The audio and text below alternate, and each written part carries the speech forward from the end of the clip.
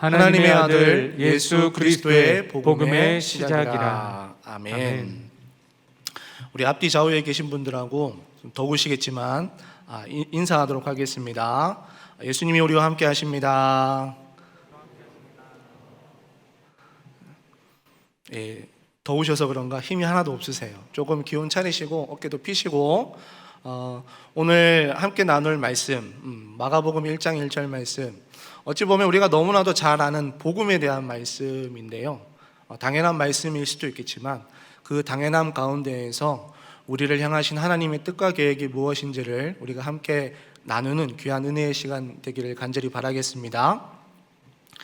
우리가 잘 아시는 것처럼 복음이라고 하는 그 의미는 유앙겔리온, 기쁜 소식이죠. 기쁜 소식. 따라서 이 복음서는 기쁜 소식이신 예수님에 대해서 우리에게 알려주고 있는 말씀입니다. 신약 성경을 여는 우리 4개의 복음서가 있죠. 마태, 마가, 누가, 요한복음. 이 4개의 복음서 중에서 제일 먼저 쓰여진 책이 바로 오늘 우리가 읽은 이 마가복음입니다. 한 65년에서 70년 사이에서 이 마가라고 하는 사람에 의해서 기록된 책이기에 그래서 마가복음이라고 하는 겁니다. 이 마가복음이 기록되어진 당시를 좀 우리가 살펴보면요, 이 마가복음은 당시에 로마에 살던 그리스도인들, 예수님을 믿었던 사람들을 대상으로 쓰여졌습니다. 근데 이 당시 시대적 배경이 어떤 상황이었냐면 당시에 그 로마 황제와 그리고 권력자들에 의해서 예수 믿는 사람들이라면 엄청나게 핍박을 받았던 시기입니다. 목숨이 위태로울 정도로. 그래서 그 당시 신앙생활했던 사람들, 믿음을 지켰던 사람들, 예수를 향한 믿음을 지켰던 사람들은 목숨의 위협을 받으면서 신앙을 지켰던 사람들이죠. 단지 그들을 핍박했던 이유는 뭐냐면 예수 믿으니까, 로마 황제를 숭배하지 않고 로마 황제를 따르지 않고 예수를 믿는다는 이유, 그 이유 하나만으로 엄청난 핍박이 가해졌던 것이죠. 그래서 이 그리스도인들, 당시 믿는 사람들 입장에서는 엄청나게 억울할 수밖에 없었어요. 그런데 억울해도 그저 당할 수밖에 없는 그런 상황 가운데에서 예수를 그리스도라고 고백하며 신앙생활을 했던 것이죠. 그렇게 죽음이라는 공포와 절망의 시간을 보내고 있던 그런 시대적 상황 가운데에서 그들에게는 이러한 고민이 있을 수밖에 없었어요. 우리가 세상의 소망이시고 희망이시고 빛이신 예수님을 믿는데 우리가 이대로 죽을 수밖에 없는 건가? 우리의 믿음이 여기서 끝인 건가? 하나님이 정말 살아계신 건가? 죽으시고 부활하신 예수 그리스도가 언제 다시 오실 건가? 아주 이러한 원근적인 질문을 할 수밖에 없었어요. 그런데 이 질문에 대한 답을 마가가 지금 마가복음 1장 1절을 시작하면서 담대하게 그 답에 대해서 얘기해 주고 있는 것이죠. 죽음을 앞두고 두려움 가운데 있으면 앞이 보이지 않죠. 우리에게는 죽음밖에 놓여있지 않다라고 하는 그 현실적인 상황을 직시하고 인식되는 순간에는 다른 게 무엇이 생각나지 않습니다. 그러한 상황 가운데 있던 그들에게 이 마가는 마가복음 1장 1절 말씀을 통해서 하나님의 아들 예수 그리스도의 복음의 시작이라고 하는 이 말씀을 통해서 이대로 끝나는 것이 아니라 우리가 하나님의 아들 예수 그리스도를 바라보면, 믿으면, 그분을 바라보면 우리는 죽음이 아니라 새로운 소망이 우리에게 열릴 것이다 라고 하는 소망의 길을 제시하고 있는 겁니다. 이러한 그 당시 2000년 전에 했던 이 질문들, 믿음의 사람들이 했던 이 질문들은 시대는 다르지만 오늘날 믿음의 삶을 살아가고 있는 우리들에게도 어찌 보면 똑같이 적용되고 있는 시간을 우리가 보내고 있는 것 같습니다. 우리는 코로나라고 하는 그러한 상황을 보내고 있습니다. 그런데 그러한 가운데에서 그 코로나라는 상황 가운데에서 우리는 새로운 형태의 믿음을, 신앙생활을 해야 하는 선택의 기로에 놓여 있고요, 아직도 코로나가 끝나지 않은 상황 가운데에서 우리는 아직까지 머뭇머뭇거리고 있어요. 도대체 우리가 어떻게 예수를 믿어야 하는 건가? 하나님의 아들이라고 하는 그 예수 그리스도를 우리가 도대체 어떠한 방법을 가지고 또 우리의 어떤 선택으로 예수를 믿어야 하는가라고 하는 그러한 선택의 기로에 놓여져 있다는 것이죠. 어떻게 하는 것이 바른 믿음인 건지, 어떻게 우리가 생활하는 것이 바른 신앙생활을 하는 건지, 무엇이 믿음을 지키는 것인지, 어떤 게 진짜 신앙인 건지 도무지 분별할 수 없는 그러한 상황 가운데 우리도 살아가고 있다는 것이죠. 그래서 이 질문에 대한 답으로 마가는 마가복음에서 이렇게 우리에게 도전하고 있는 것이죠. 하나님의 아들 예수 그리스도의 복음의 시작이라. 시대를 넘어서 믿음의 삶을 살아가는 모든 사람들에게 이 마가는 마가복음 1장 1절을 통해서 소망, 희망을 주고 있는 것이죠. 무슨 이야기를 하든지 그 첫 시작이 참 중요해요. 왜냐하면 어떤 이야기를 할지, 저 사람이 무슨 말을 할 건지에 대한 그 압축적인 내용을 그 첫 시작에 담고 있기 때문이죠. 우리가 잘 아시는 것처럼 토지라는 소설이 있어요. 그 토지라는 소설에 이러한 문구가 나와요. 소멸되어지는 시간은 다가오는데 길은 보이지 않는다. 인생은 살면 살수록 모른다라는 것이죠. 마치 앞길 한치 보이지 않는 우리의 인생에 대해서 잘 아는 것처럼 이야기하고 있는 문구입니다. 마가도 이 마가복음을 시작하면서 여는 첫 구절, 마가복음의 전체 이야기를 이 한 문장에다가 압축해 놓고 있다는 것이죠. 우리 마가복음 1장 1절 말씀을 다시 한번 읽어보도록 하겠습니다. 시작. 하나님의 아들 예수 그리스도의 복음의 시작이라. 아멘. 아멘.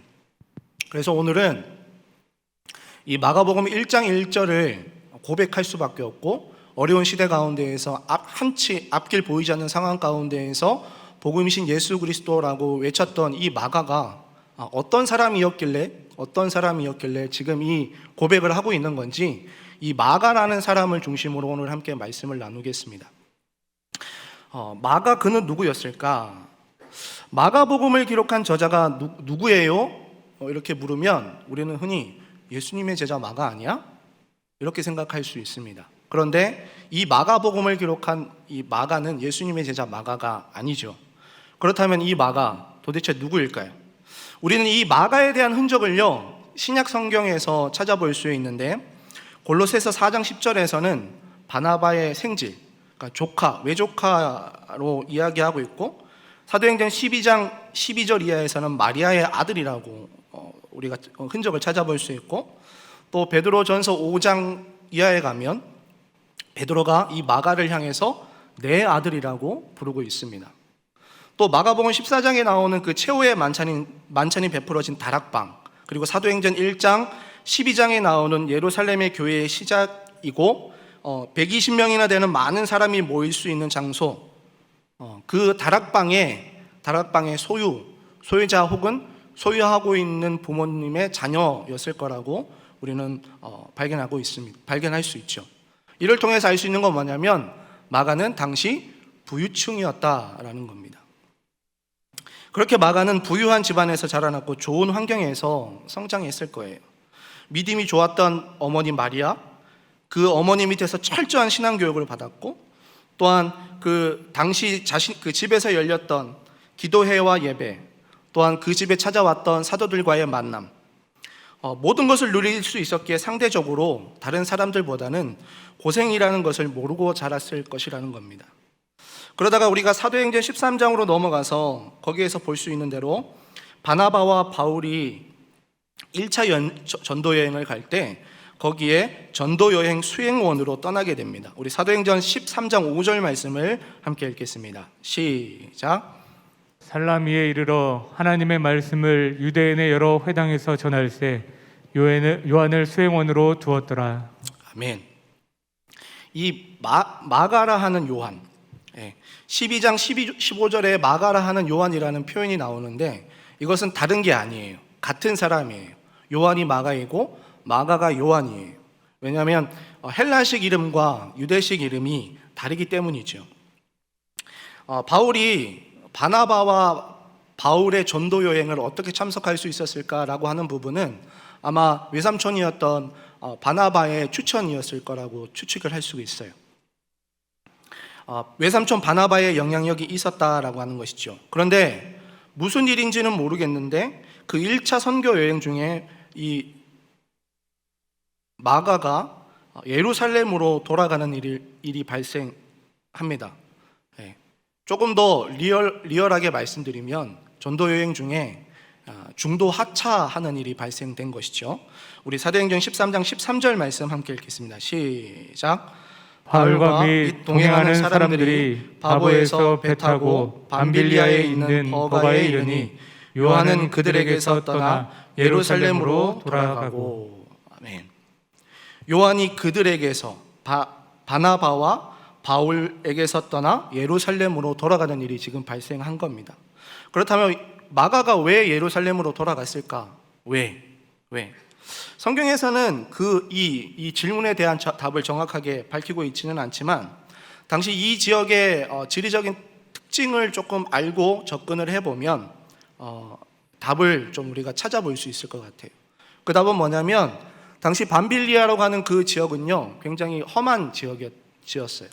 밤빌리아 버가라고 하는 그 지역, 다른 지역으로 가는 길보다 험했다라는 겁니다. 따라서 이 피곤한 전도 여행 일정 가운데에서 더 힘든 길을 가야 했던 마가에겐 육체적인 고통이 있었다는 겁니다. 그리고 그 육체적인 고통에 따르는 심적인 고통 또한 함께 있었다라는 것이죠. 그리고 지금도 힘들게 왔는데, 지금도 어렵게 왔는데 더 힘들게 길을 가야 하네. 아마 이러한 부담이 이 마가에게 있었을 겁니다. 그렇게 참고 참았지만 나 이제 도저히 안 되겠다, 나 이제 내 집으로 돌아가야겠다 하며 예루살렘으로 돌아간 거죠. 이로 인해서 어떤 일이 발생하냐면 바울과 바나바가 2차 전도 여행을 앞두고 큰 다툼이 일어나는 데에 그 문제의 중심에 이 마가가 서 있었다라는 거죠. 사도행전 15장 36절에서 41절 말씀을 함께 읽겠습니다. 시작. 며칠 후에 바울이 바나바더러 말하되 우리가 주의 말씀을 전한 각 성으로 다시 가서 형제들이 어떠한가 방문하자 하고 바나바는 마가라는 요한도 데리고 가고자 하나 바울은 밤빌레아에서 자기를 떠나 함께 일하러 가지 아니한 자를 데리고 가는 것이 옳지 않다 하여 서로 심히 다투어 피차 갈라서니 바나바는 마가를 데리고 배 타고 구브로로 가고 바울은 실라를 택한 후에 형제들에게 주의 은혜의 부탁함을 받고 떠나 수리아와 길리기아로 다니며 교회들을 견고하게 하니라. 아멘. 바울과 바나바가 2차 전도 여행을 앞두고 설전을 벌이죠. 바나바는 마가를 데리고 가야 한다, 마가를 데리고 가자라고 하는 입장이었고, 바울은 안 된다, 절대 안 된다. 그 사람 때문에 우리의 이 전도 복음 전하는 일이 지금 진행되지 않았었기 때문에 절대 안 된다. 이러한 의견 차이가 있었다라는 겁니다. 그래서 결국 39절에 보면 서로 심히 다투어 피차 갈라섰다라고 우리에게 말씀하고 있습니다. 그리고 그 길로 선교 동역자였던 바나바와 바울이 서로 갈라서서 복음을 전하게 되는 거죠. 여기서 우리가 좀 주의 깊게 살펴봐야 될 부분은 뭐냐면 바울에게 있어서 바나바는 어떤 존재였냐라는 거죠. 바울에게 있어서 이 바나바는 어떤 존재였을까요? 그것은 바울이 물심양면으로 이 바울을 도와준 동역자이자 바울이 복음 전파 사역에 있어서 지대한 영향력을 주었던 사람이라는 겁니다. 바울이 바울 될 수 있었던 것, 바울이 위대한 복음 전파자가 될 수 있는 데에 이 바나바의 역할이 굉장히 컸다라는 겁니다. 그런데 지금 그런 바나바의 의견을 지금 묵살하고 있는 거죠. 안 들어주고 있는 겁니다. 우리와 같이 밤빌리아에 일하러 가지 않는 사람을 다시 이곳에 합류시킨다라고 하는 것은 절대 말이 안 됩니다. 그래서 의견 차이가 좁혀지지 않자 바나바와 심히 다투었다라는 거예요. 심히. 여기서 좀 이상한 거는 바나바의 반응이에요. 보통 때 같으면 바울의 의견을 따라줬을 텐데 그 고집을 꺾지 않고 결국에는 심히 다투고 서로 갈라져서 복음 전하는 일을 했다라는 겁니다. 그렇게 바나바는 마가를 데리고 복음 전하는 그 사역을 떠났다라는 거죠. 이렇게 마가는 이 당시로 따지면 문제의 중심이 되는 사람이었어요. 그리고 사람들에게 그리고 공동체에 유익을 주는 사람이 아니라 무익한 사람이었다라는 겁니다. 우리처럼 그저 평범한 그리스도인일 뿐이고 약하디 약한 사람이었다라는 거죠. 그런데 그랬던 마가가 어떻게 마가복음을 쓸 수 있을 정도로의 유익한 사람이 될 수 있었냐라는 거죠. 우리 디모데후서 4장 11절 말씀을 함께 읽도록 하겠습니다. 시작. 마가를 데리고 오라. 그가 나의 일에 유익하니라. 아멘.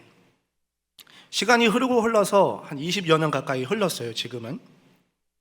그리고 어느 날 바울은 로마 감옥에서 자신의 죽음을 이제 직감을 하고는 디모데에게 편지를 쓴 거죠. 감옥에 갇힌 자신을 디모데가 보러 올 때 지금 동행하라는 인원에 대해서 동행을 해달라고 지금 부탁을 하는데 그 동행자가 누구냐면 마가인 거예요. 마가를 데려와 달라고 부탁하는 겁니다. 그리고 그 부탁하는 이유에 왜 데리고 와야 되는지, 그건 뭐냐면 마가가 자신의 일에 유익한 사람이라는 겁니다. 마가가 감옥에 갇혀 있지만 그곳에서도 복음 전하는 일을 멈추지 않았던 이 바울에게 유익한 사람이라고 지금 바울이 말하고 있는 거죠. 여기서 잠시 생각해 볼 건 20년 전에 분명히 이 마가로 인해서 선교 동역자였던, 그리고 어떻게 보면 신앙의 대선배였던 바나바와 심하게 다투었어요. 그렇게 대판 싸웠던 바울의 태도가 왜 바뀌었냐라는 것이죠. 왜? 무익했던, 공동체에 아무런 유익을 주지 못했던 그 마가를 왜 유익한 사람으로 표현하고 있느냐라는 겁니다.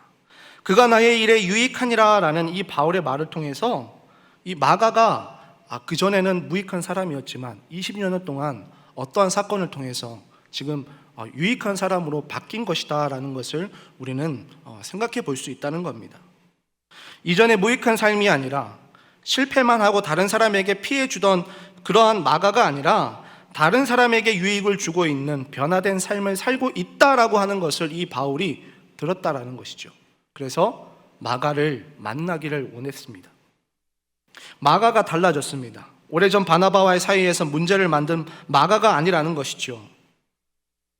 그렇게 바울은 마가가 이전의 미성숙을 극복하고 성숙하게 된 것을 알고 디모데에게 바울을 나에게 데려와 달라고 부탁하는 거죠. 그렇다면 도대체 이 마가에게 도대체 어떠한 일이 있었기에, 무슨 일이 있었기에 지금 이 바울이 디모데에게 편지를 써서 나에게 데려와 달라, 그는 나의 일에 유익한 사람이라 라고 했을까?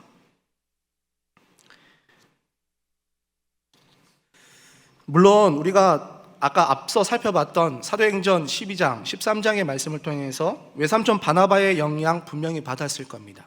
그런데 이 바나바의 영향을 엄청나게 받았다라고 하는 것은 아니라는 겁니다. 그러면 도대체 이 마가에게 지대한 영향력을 주었던 사람은 누구냐라는 겁니다. 그 답을 우리가 베드로전서에서 찾아볼 수 있는데 베드로전서 5장 13절 말씀 함께 읽도록 하겠습니다. 시작.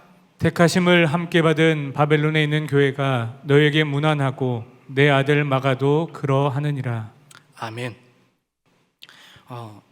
이 베드로전서는 당시 소아시아에 흩어져서 신앙생활을 하던 교회에 보낸 편지지요. 베드로의 편지입니다. 그런데 그 교회에 보낸 편지에서 마가를 어떻게 소개하고 있냐면 내 아들이라고 표현을 하고 있어요.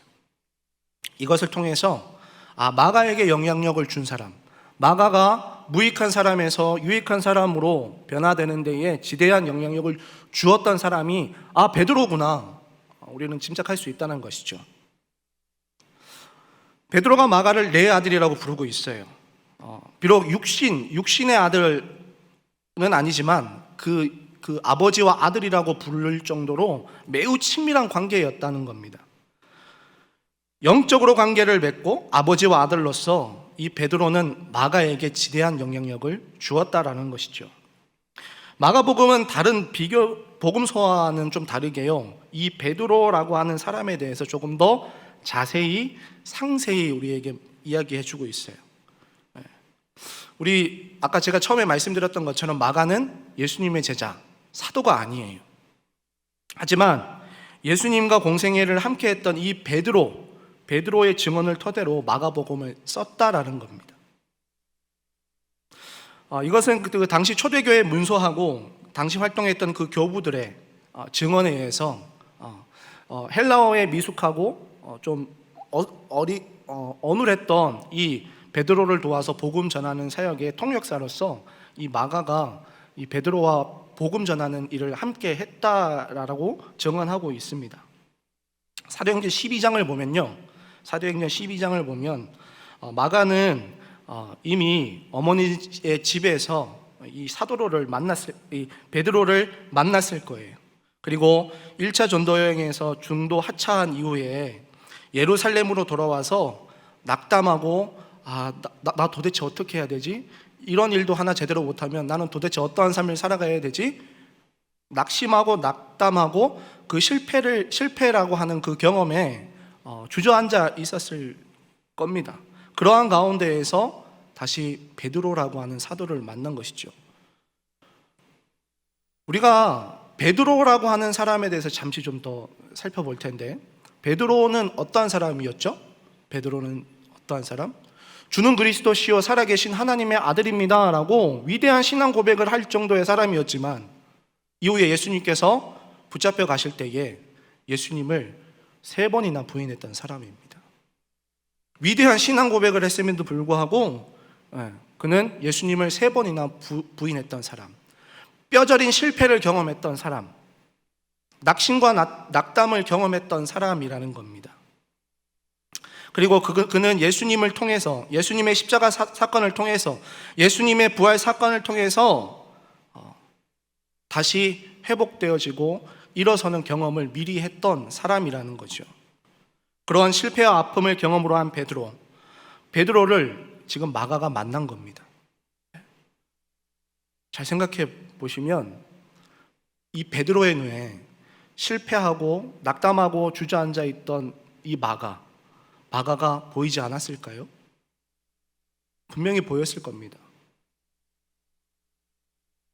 마가의 모습을 통해서 이전에 예수님을 부인했던 자신의 모습, 실패하고 낙담했던 자신의 모습 보았을 겁니다. 그리고 그렇게 주저앉아서 처참한 영적인 상태에 놓여져 있는 이 마가를 분명히 발견했다는 겁니다.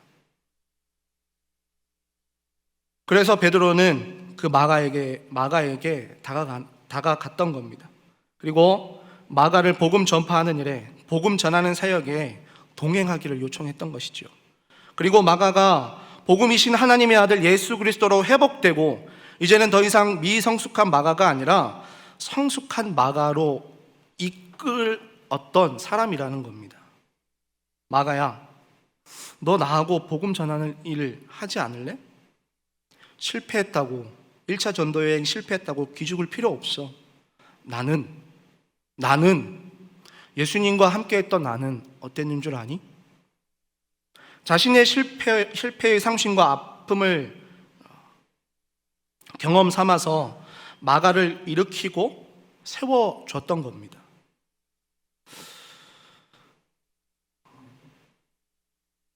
시대는 다르지만 오늘날을 믿음의 사람이라고, 그리스도인이라고 살아가는 우리의 모습을 좀 돌아봤으면 좋겠어요. 혹시 마가와 같은 경험을 해본 적 있으신가요? 혹시 베드로와 같은 경험을 해본 적이 있으신가요? 저는 있습니다. 다 있으실 거예요. 네. 제가 충주 와서 항상 놀라는 거는 반응이 없으세요. 네. 좀 반응을 하셨으면 좋겠어요. 네. 그러시면 고개를 끄덕이시든지 아멘을 하시든지. 네. 믿음은 바라는 것들의 실상이요 보이지 않는 것들의 증거라고 하잖아요. 분명 다 있으실 거예요.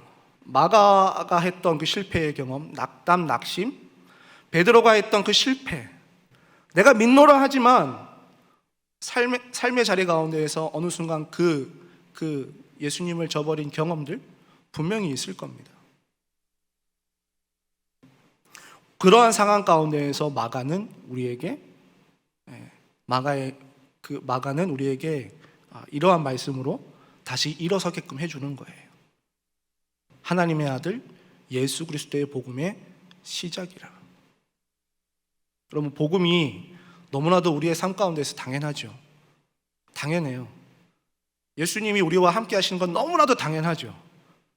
그런데 우리의 삶 가운데에서 그 복음으로 얼마나 복음을 얼마나 누리는 삶, 그리고 그 복음으로 인해서 내 삶이 얼마나 변화되는 삶을 경험하고 계시냐는 겁니다. 복음은요, 단순히 우리에게 지식으로 다가오지 않았어요. 로마서 1장 16절 말씀 함께 읽겠습니다. 시작.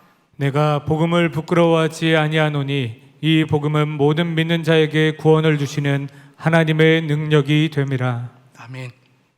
이 복음은 모든 믿는 자에게 구원을 주시는 하나님의 능력이라고 우리에게 분명하게 말씀합니다. 우리는 마가를 통해서, 베드로를 통해서 하나님께서 우리에게 보여주시는 것이 무엇인지를 오늘 분명하게 함께 나누었어요. 우리의 삶이 보잘것없을지라도, 우리의 삶이 내가 봤을 때, 사람의 눈으로 봤을 때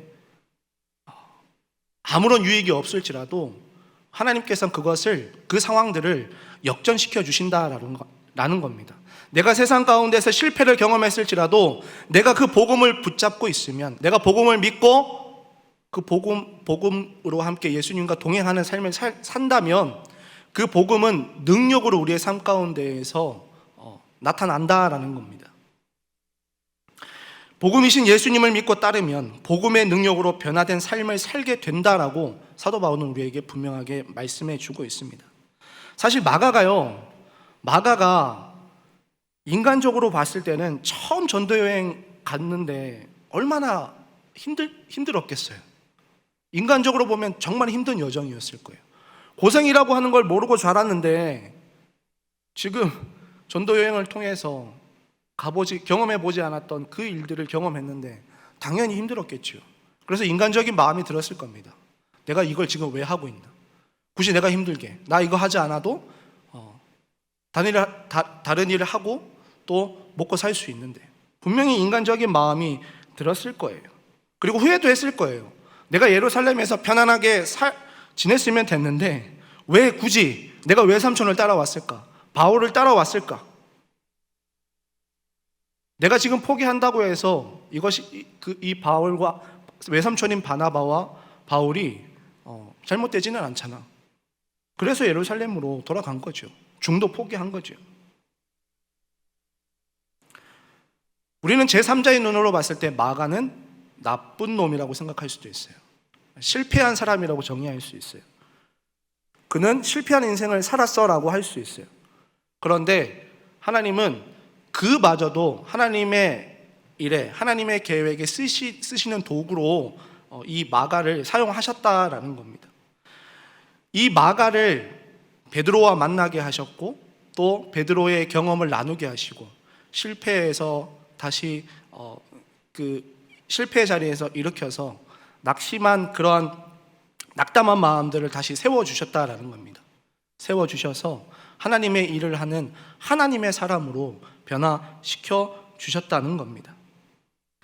이찬수 목사님이 쓰신 아는 것보다 사는 것이 중요하다라고 하는 그 책 뒤편에 보면 이찬수 목사님께서 이 복음에 대해서 이렇게 말씀하십니다. 복음을 만날 입으로 떠드는데 쓰지 말고 복음이 능력임을 삶 속에서 체험하고 맛보기를 바란다. 종이장 같은 연약한 나를 얼마나 견고한 인생으로 만들어주시는지 경험하기를, 그래서 그 복음의 감격이 회복되는 우리 모두가 되기를 간절히 축복한다.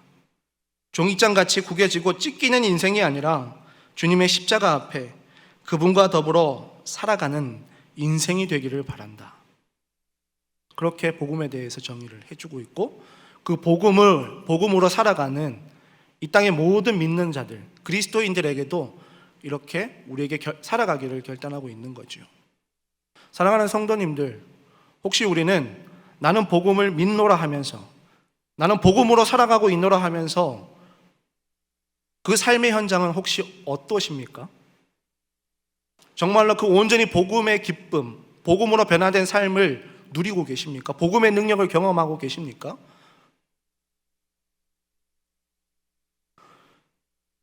우리는 이 마가라고 하는 사람을 통해서 하나님께서 실패한 마가, 낙담하고 있는 마간을 그냥 두지 않으시고 이렇게 세우시고 오히려 더 위대한 일을 하게 하셨고, 그리고 이 마가 복음을 통해서 또 다른 낙담하고 실패를 경험하고 있는 모든 믿는 자들에게, 세상 사람들에게 하나님의 아들 예수 그리스도를 통해서 복음으로 변화되는 삶, 복음의 능력을 경험하는 삶을 살게 하기를 지금 도전하고 있는 겁니다. 복음은 그냥 우리가 머릿속에만 가지고 있는 것, 우리 속에서 소유하고 있는 것이 아니라 우리의 삶 가운데에서 나타나는 것임을 우리가 잊지 않으셨으면 좋겠어요. 복음에는 하나님의 의가 나타나서 믿음으로 믿음에 이르게 한다라고 하는 그 사실을 믿으시고, 복음의 능력으로 오늘도 하나님께서 나를 통해서, 예수님께서 나를 통해서 어떤 일을 하실까 기대하고 소망하며 우리에게 주어진 이 믿음의 삶을 살아가시는 우리 충일교회가 되기를 간절히 바라겠습니다.